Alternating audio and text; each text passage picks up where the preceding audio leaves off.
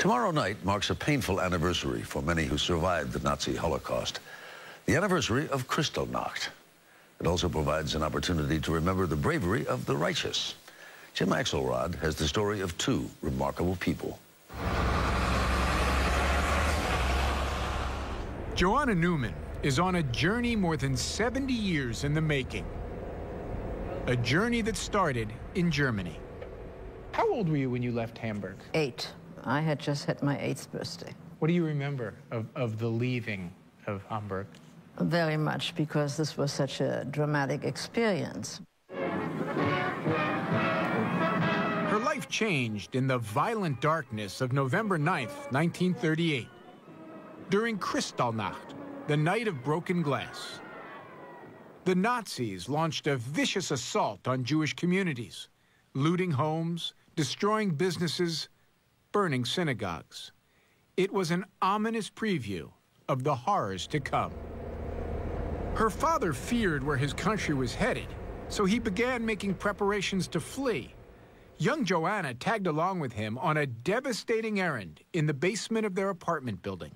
He had all of this correspondence and photography, photographs and so on, of his youth and of his life, and he had made arrangements with the superintendent of the house that he could burn these things in the furnace. And, you know, like every piece that he burned was like a piece of his life.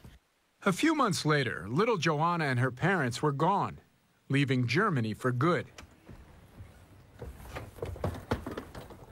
But on this day, Joanna's journey home won't take her back to Germany. Instead, she's returning to an unlikely safe haven and a reunion with her improbable family.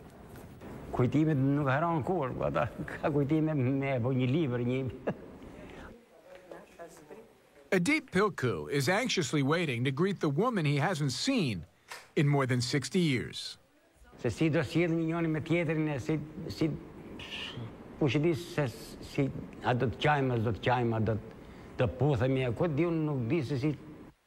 You could say Adip is Johanna's cousin. At least that's what they told the Nazis.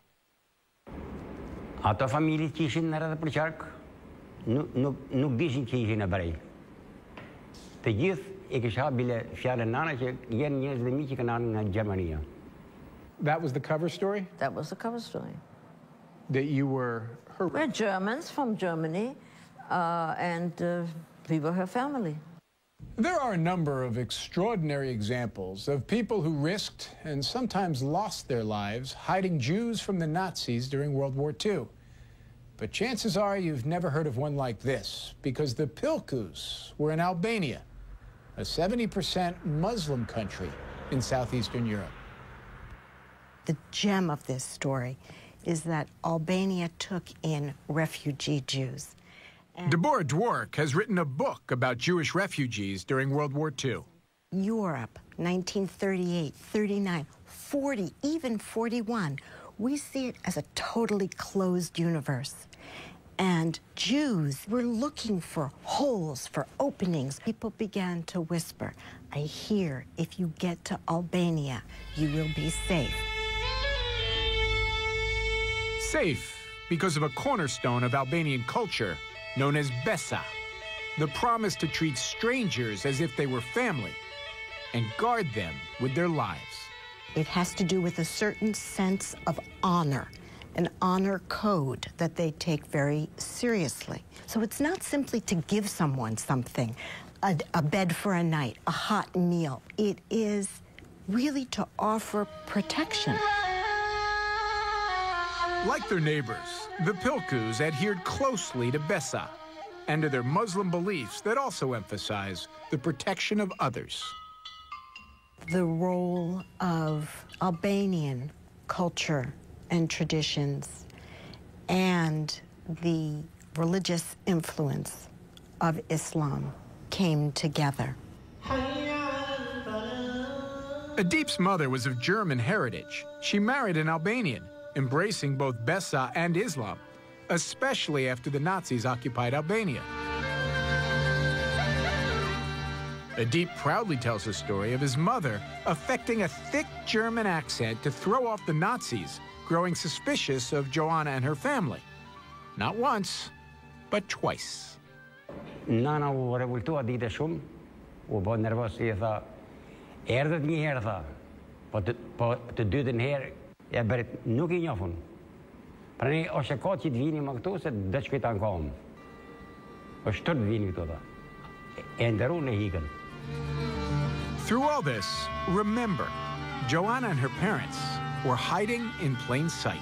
And here you are now coming in contact with German soldiers. I certainly was doing their occupation very much afraid that I wouldn't live the next day.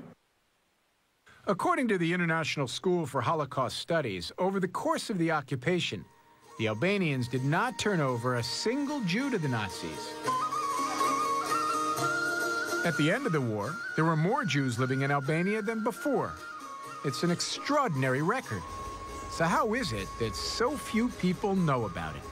Nearly no one knows about this story. Why is it not known? Because of the shutters that went down on Albania so soon after 1945 and the draconian communist regime in that for the next half century.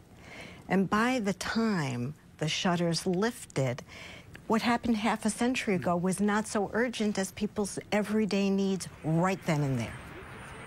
I had to find out what these people did and why they did it. As seen in the upcoming documentary God's House, photographer Norman Gershman traveled to Albania to document surviving members of families that saved Jews during the Holocaust. Among them, Edip Pilku.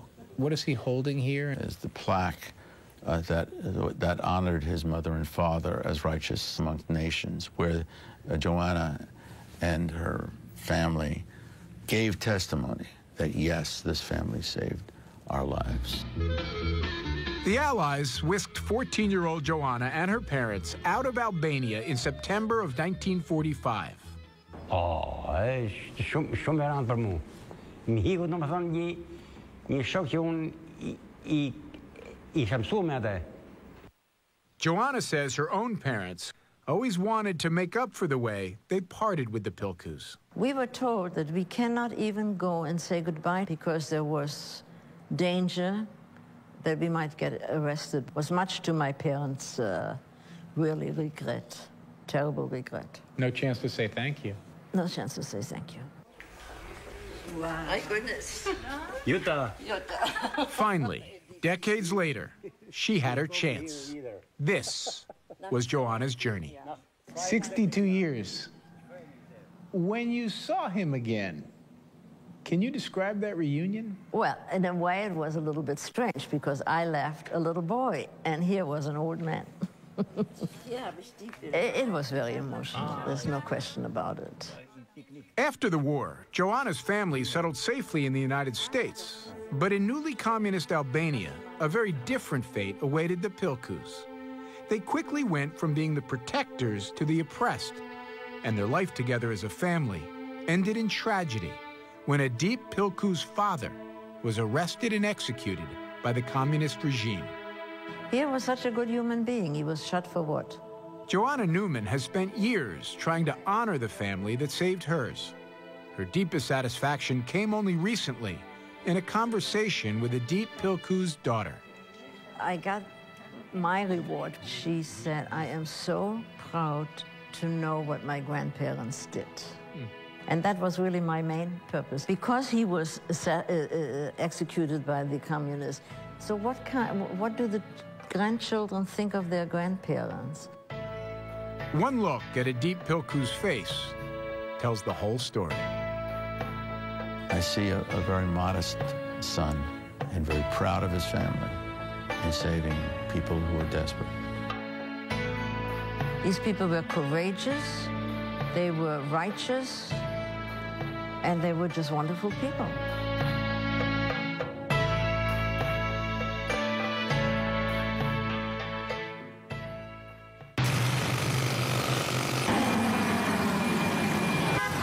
Next, all that noise.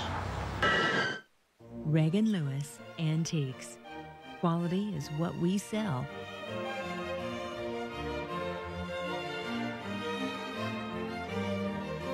Come see.